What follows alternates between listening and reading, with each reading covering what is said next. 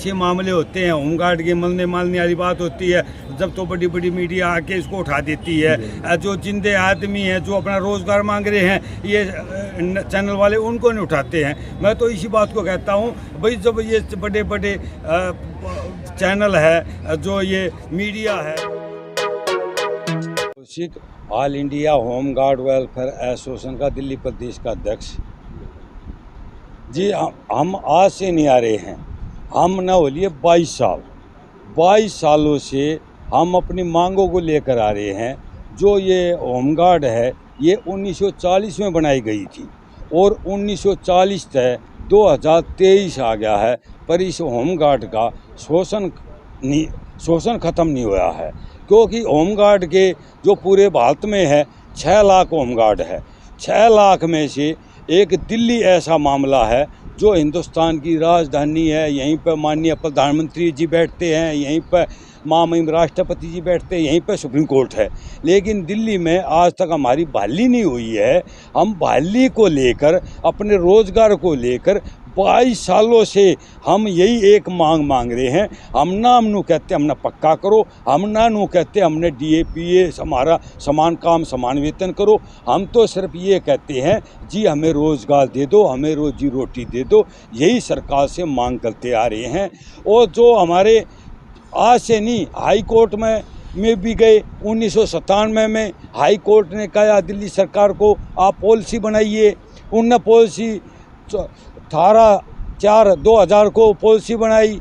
वो पॉलिसी में भी पॉलिसी बनाई, फिर मैंने RTI लगाई। RTI में मैंने कहा भाई आपका जो 1959 का होमगार्ड का जो कानून है वो 3 साल का है और इनका कानून था 3 साल का। इनने ड्यूटी 15-20 साल नौकरी करवा के बिना कारण के, बिना नोटिस के बेरोजगार कर दिए। जिसमें से क्योंकि 17 जनवरी 1984 में भारत सरकार ने आदेश दिए थे जिस होमगार्ड ने 3 साल नौकरी करी है उनको अन्य विभागों में भेजा जाए। क्योंकि पहले भी अन्य विभागों में थे, कोई इसमें रेलवे में था, कोई DTC में था। मैं कहने का मतलब ये था कि जितने विभाग थे दिल्ली सरकार, भारत सरकार के होमगार्ड भेजी गई थी। क्योंकि एक थाने में उस समय हम नौकरी कर रहे थे, एक पूरी बटालियन विभाग थी, 110 आदमी होगी। लेकिन अब आके ये कई सालों से, तो जब से हम निकाले हैं आज तक दिल्ली सरकार ने कोई भर्ती नहीं की है। क्योंकि 1997 में हाई कोर्ट ने दिया, फिर उसके बाद 2003 में लोकसभा में क्वेश्चन उठा, 2002 में क्वेश्चन उठा। क्योंकि 2002 में जो क्वेश्चन उठाया गया है वो जो गृह राज्य मंत्री ने जवाब दिया है भाई जो इसमें होमगार्ड में भ्रष्टाचार हुआ है, भ्रष्टाचार की वजह से वो 17,505 आदमी निकाल दिए गए थे। और जो होमगार्ड की जो स्टैंक है वह 10,285 है। वे 17,505 होमगार्ड कहाँ से आगे? और हम बार बार सरकार से जवाब करना आ रहे हैं। उसके बाद CIC ने भी आदेश दिया 2009 में, जन शिकायत आयोग ने, भाई हम अनशन चला था, हमारा 1 साल यहाँ जंतर मंतर में चला था। उसमें दिल्ली सरकार ने आदेश करे थे भाई होमगार्ड है इनको फॉरेस्ट में लगाया जाएगा, पहली लिस्ट 822 आदमी होगी। ये जन शिकायत आयोग ने भी आदेश करे, लेकिन वो भी नहीं माने गए। 2008 में भी फिर हमने यहाँ हमारा धरना प्रदर्शन होया। 2016 में दिल्ली सरकार ने 7200 आदमियों की भर्ती निकाली, नई भर्ती, जिसमें हमारा कोई रोल नहीं था। लेकिन हमने अनशन किया, हमारा 23 दिन अनशन चला और हम फिर राम मनोहर लोहिया में चले गए और MLC भी कटी, लेकिन हमारी फिर भी सुनवाई नहीं हुई है। 2016 में दिल्ली के होम सेक्रेटरी ने हाथ उठा लिए, भाई मेरे बस की बात नहीं, आप कोर्ट में जाइए। और कोर्ट में हम गए। कोर्ट में 6 मार्च 2018 को दिल्ली हाई कोर्ट ने आदेश करे अब जो C और D ग्रुप है 17 जनवरी 1984 में जो भारत सरकार के आदेश है इसको तत्काल 84 दिन में लागू किया जाए। लेकिन सरकार से आपकी मेन मुख्य मांगे क्या हैं जो आज लेकर? हमारी मांगे यही है जी, हमें बिना शर्त जो 60 साल है 60 साल तक हमें बहाल किया जाए। हमारी उम्र बहुत ज़्यादा हो चुकी है, तकरीबन कोई 45 का है, कोई 50 का है, कोई 55 का। अब ये बताइए जिसकी उम्र 55 साल है क्या वो दौड़ लगा सकता है? मेरे साथ क्या करा गया कि दौड़ लगवाई गई। अब मेरी उम्र देखिए, 54 साल की उम्र में मुझसे दौड़ लगवा रहे हैं 3 किलोमीटर, क्या मैं दौड़ लगा सकता हूँ? वहाँ पर ऐसा भ्रष्टाचार भी था कि हमारे को उन्होंने निकाल दिया। कुछ लोग जो 8वीं पास थे, 10वीं पास थे, उन्होंने पैसा लेके भर्ती कर दिया उन्होंने। अब ये बताइए 10वीं पास जो आदमी फिजिकल दे चुका है, नौकरी 10 साल कर चुका है, अब उसको दोबारा से फिजिकल देना पड़ रहा है। ये कौन से कानून में लिखा है? यानी भ्रष्टाचार है। भ्रष्टाचार, इतना भ्रष्टाचार इस महकमे के अंदर कि बहुत ज़्यादा। कोई सुनवाई नहीं है। सुप्रीम कोर्ट में, हाई कोर्ट में गए, हाई कोर्ट की कोई मानता ही नहीं है, ना महकमा मानता ना सरकार मानती। दिल्ली सरकार कहती है कि ये केंद्र का काम है, केंद्र कहती है दिल्ली का काम है। अब ये बताओ कि हम कहाँ जाएं? हम तो इतने साल से दर भटक रहे हैं। हम भारत सरकार, दिल्ली सरकार से एक ही मांग करते आ रहे हैं कि हमें बिना शर्त के बहाल किया जाए।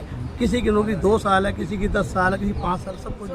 94 में भर्ती हुए थे, 99 में हमको निकाल दिया बिना नोटिफिकेशन जारी करके। और उसी दिन से सर हम अपने हक के लिए लड़ रहे हैं। जंतर मंतर पर धरना करते हैं, अनशन पे भी बैठे हैं, लेकिन कोई भी सरकार आए हमारी बात को नहीं सुन रही है। अब हम इतने परेशान हो चुके हैं, भाग दौड़ करके भी हमें ये भी रास्ता नहीं बताते कि तुम्हारा काम इस रास्ते पे होगा या नहीं होगा। हम मोदी जी से भी रिक्वेस्ट कर चुके हैं, हमने अपने सारे प्रोपेगेंडा लगा दिए, हम दिल्ली सरकार से भी कह चुके हैं, लेकिन कोई भी सरकार, केंद्र या राज्य हमारी बात को सुन के राजी नहीं। अब तो हमारा यही फैसला, अगर ये हमारी नहीं सुने तो हम तो फिर अनशन से दोबारा बैठेंगे। इस नौकरी के पीछे ये हमारा भविष्य बच्चों का बिल्कुल ख़राब हो चुका है। भूखे प्यासे हमारे बच्चे भी एक्सपायर हो गए, हस्बैंड भी एक्सपायर हो गए, नौकरी छूटी तब से। अब हम अकेले धक्के खा रहे हैं, बताओ किस तरह से अपना पेट पाल लेंगे? इसमें ऐसा तो नहीं मैडम कहीं राजनीति खेली जा रही हो, राज्यपाल अपनी तरफ से, केंद्र सरकार या केजरीवाल ऐसा चाह रहे हो, कुछ राजनीति इसमें वो करी जा रही हो? सर कोई खुल के भी तो आगे कोई बात नहीं करता। हम तो जगह जगह धक्के ही खा रहे हैं। हमारे पास कागज देते देते देते देते अब लिए कम से कम 4 बोरा कागज हो गए हैं।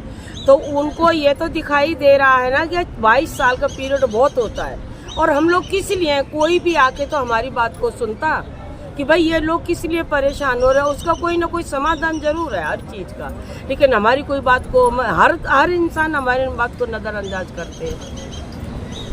आप लोगों को कोविड में इस्तेमाल किया जाता है, ट्रैफिक में इस्तेमाल किया जाता है, जहाँ भी महामारी होती है सबसे आगे आप लोगों को आगे रखा जाता है, लेकिन आप लोगों की मांग पूरी नहीं। हमारे समझ ही नहीं आ रही है, हमारे साथ इन्होंने ऐसी नाजाती क्यों करी है।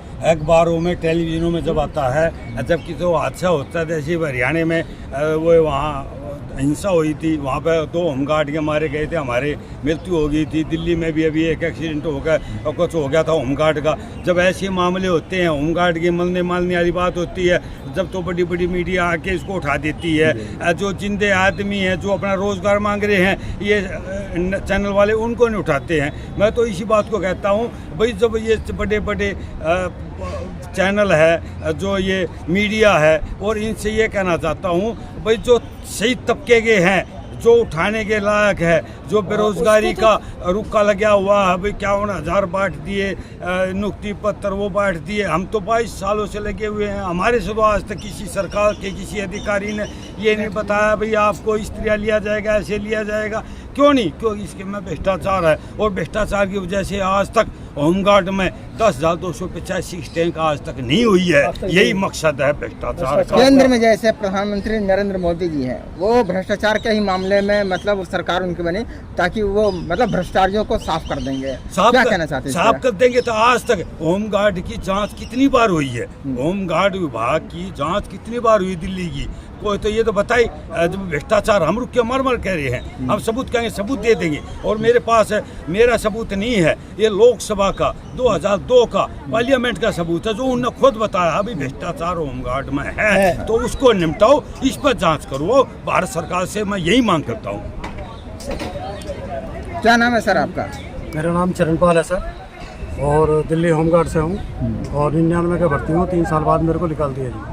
सरकार को क्या मैसेज देंगे? सरकार को मैसेज ये देंगे, सरकार को हमें बहाल करा जाए, और जो भी हमारी उम्र बची है उसको 60 साल तक लिया जाए, और सब भाइयों को जो यहाँ आते हैं जितने भी हैं उनकी मेहनत सफलता हो। मैं यही कहना चाहता हूँ। काफ़ी दिन से हम यहाँ चले आए हैं, 20 साल हो गए लड़ते लड़ते, तो इसके बारे में सरकार को, राज्य सरकार